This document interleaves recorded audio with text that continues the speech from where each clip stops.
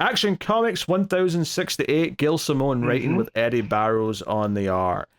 So, yeah, Superman is up with this like ship that's been suspended above Metropolis, and it's falling down to kill thousands of people, and the nuclear reactor on board is probably going to murder, thousands more. Yeah, it's not just that it's going to take out Metropolis, but the whole Eastern Seaboard, right? Because of the nuclear element, and these guys kind of double backed on Superman, where if he played their game, they they'd cooperate. So typical Superman stuff. I mean, to an extent, I like one of the things I was really praising with the last issue of this is I really like how, to go along with the early days story and the older looking outfit, is that the narration feels very old school, being in the third person, and I really like the vibe that gives all of this. And I think, despite the fact that this group of aliens that are threatening the world, and Superman was asked to help this other planet, and now Earth's being threatened alongside them, I think the writing does a pretty solid job of making it feel like a big deal pretty much all the time. There's a lot of nice moments in here.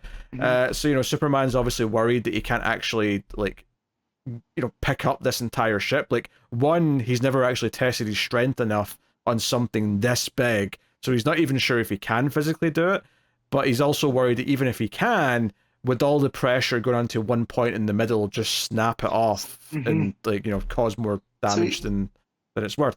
Like, I think that's really fun. But I really like the moment where it actually goes down into the water and everyone's sort of waiting to see if he's okay. The aliens are convinced he has to be dead. Lois and Jimmy are like, he has to be alive. And you get this great series of panels on a silent page where he just kind of comes stumbling out of the water, and a bunch of random civilians in Metropolis go up to help him walk out because he's clearly struggling. Like, they put his arms over the shoulders and take him out.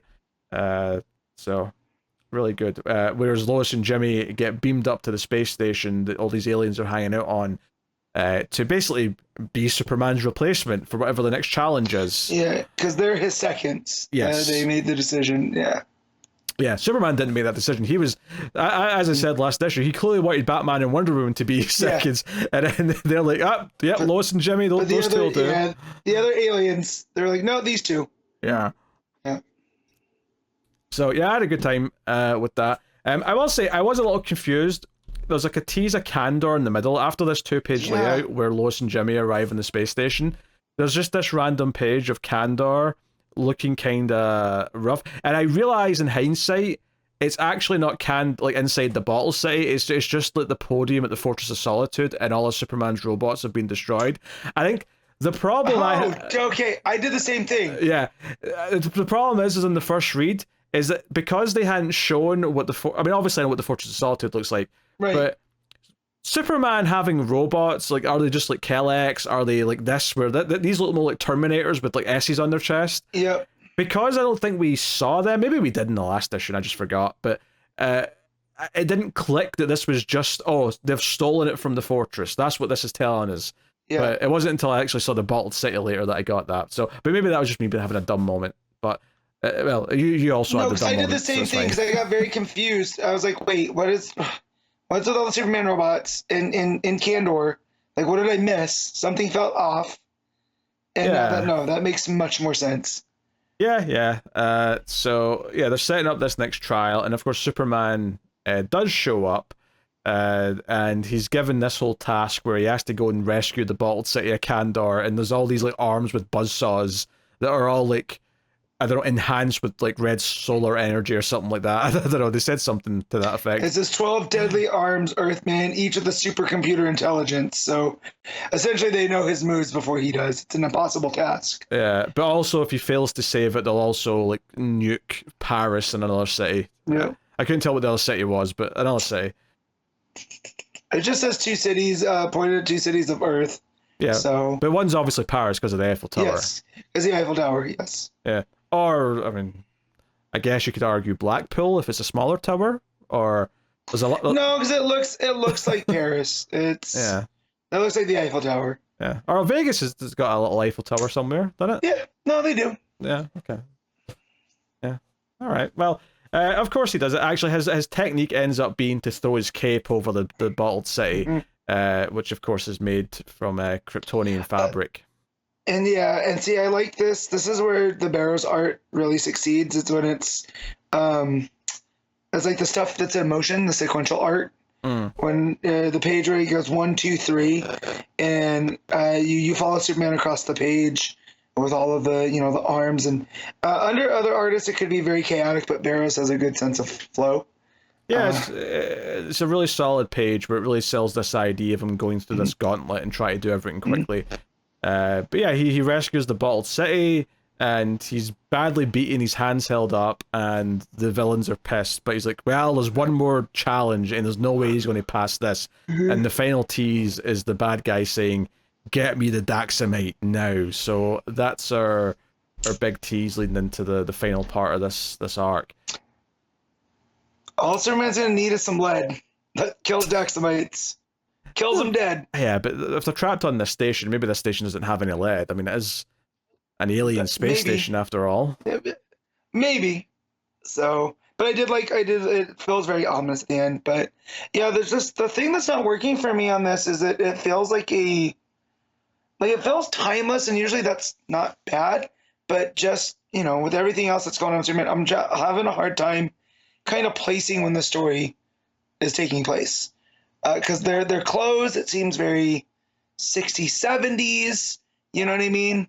And it just feels almost like not an Elseworlds exactly, but just like, again, what time period is this? Because then you also have a nuclear aircraft carrier and stuff. So I appreciate Gail, playing within the Superman mythos and kind of pulling things from everywhere. But it just makes it a weird read for me.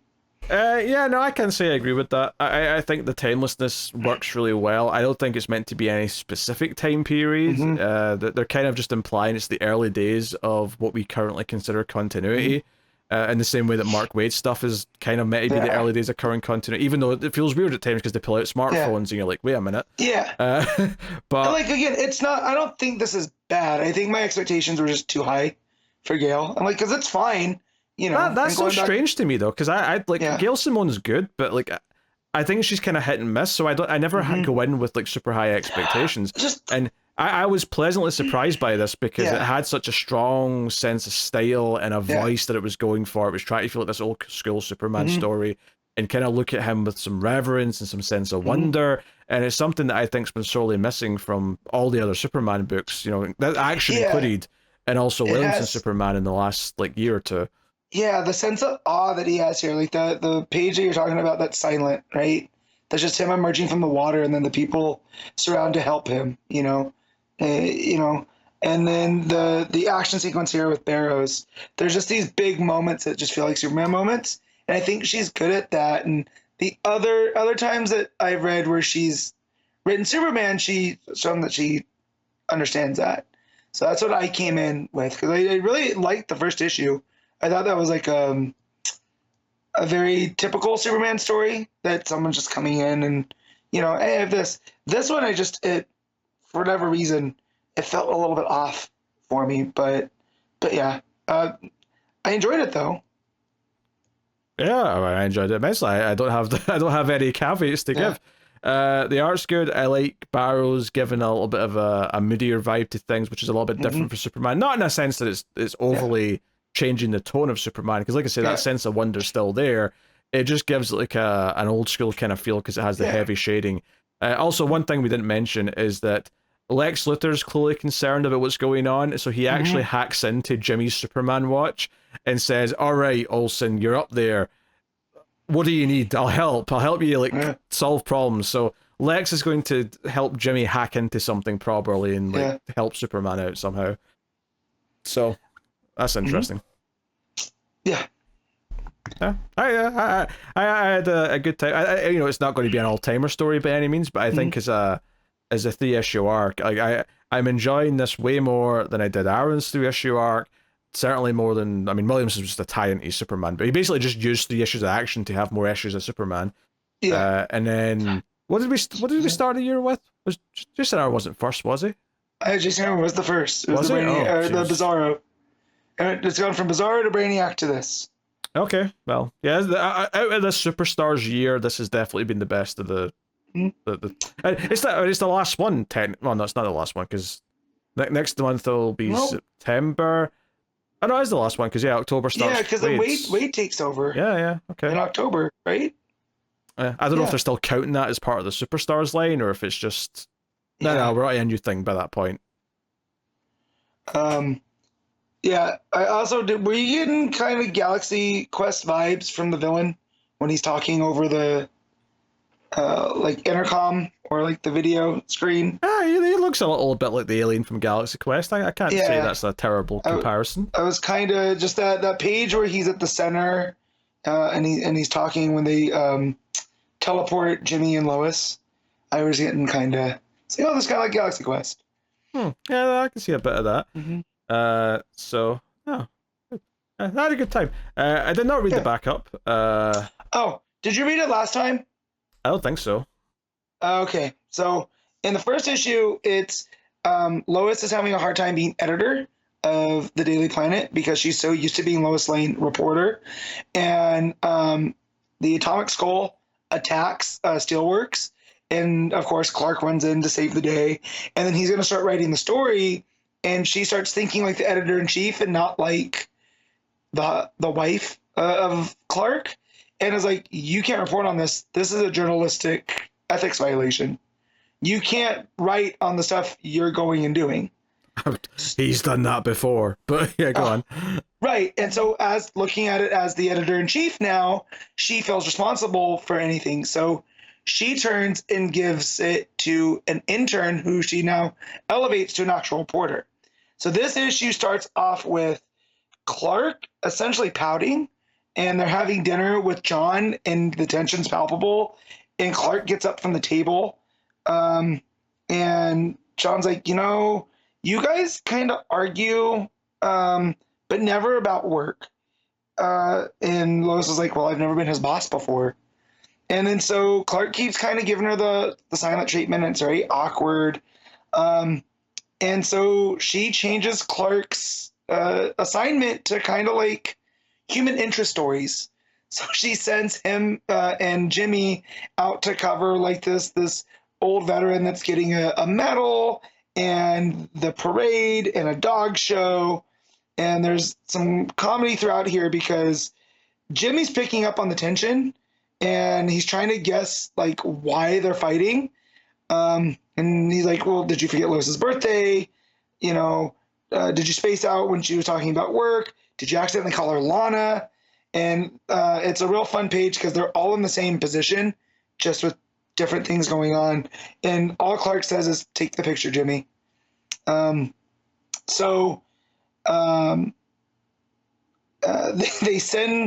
sends him to cover this girl that's trying to set the pogo stick record.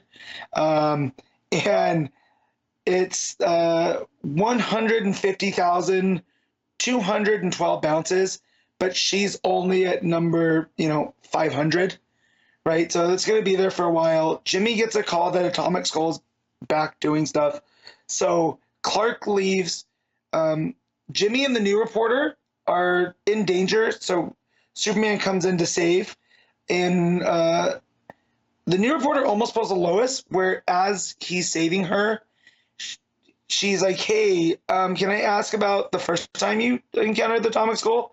And Superman gets so moody, just drops them off and leaves, to which she asks Jimmy, so is that like a no comment? And then Superman, heads off. So I really am enjoying this story because we're getting kind of some uncharacteristic yet understandable character, or it's uncharacteristic character stuff with Superman. Just because he's so used to being the golden boy, right? And him and Lois have a pretty good marriage. So the fact that she's pushing him at work and not allowing him to do what he's always done, and it's messing kind of with his headspace. And it never gets, in the way of him saving the day or anything, but he definitely does not enjoy being a reporter right now. So yeah, I enjoy it. The art's very, it's kind of Phil Hestery with the heavy lines and kind of square builds on everything. And and it lends itself to like these easy, even layouts. So the story's told pretty effectively. The expressions they're all there. Like again, Superman's pretty stone faced throughout, so his expression doesn't change, but you can tell he's kind of upset and brooding, which is not typically him. That's Batman's thing. So yeah, but mostly an enjoyable story. So yeah. All right. Well, guess we'll rate Action Comics. What are you giving the book, Matt? I'm gonna 7.5. Yeah.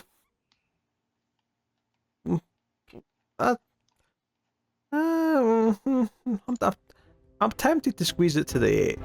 There you go. I think I'm gonna go with the 8. Yeah, I mean, I'm enjoying this this Action Comics art.